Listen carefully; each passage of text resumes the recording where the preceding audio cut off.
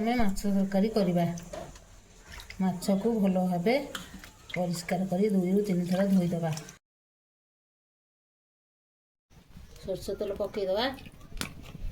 ତେଲ ତାତିଗଲା। ଏବେ ମାଛ ଛାଣିବା।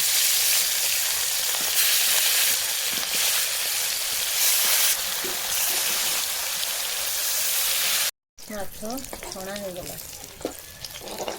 କାଢ଼ିଦେବା।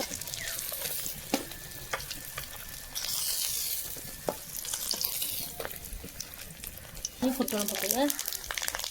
ତାପରେ ମସଲା ପିଆଜ ରସୁଣ ଅଦା ପେଷ୍ଟ ତେଲରେ ତାକୁ ମିଶିକି ପକେଇବା, ନହେଲେ ଜଳି ଉଠିବ।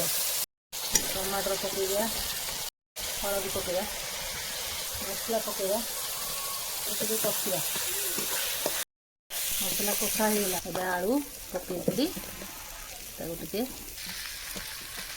ସ୍ୱାଦ ଅନୁସାରେ ଲୁଣ ପକେଇବା, ପାଣି ଦେବା।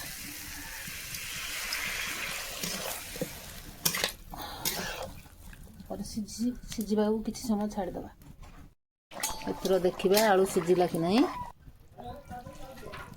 ହଁ, ଆଳୁ ସିଝିଗଲାଣି। ପରେ ମାଛ ପକେଇଦେବା।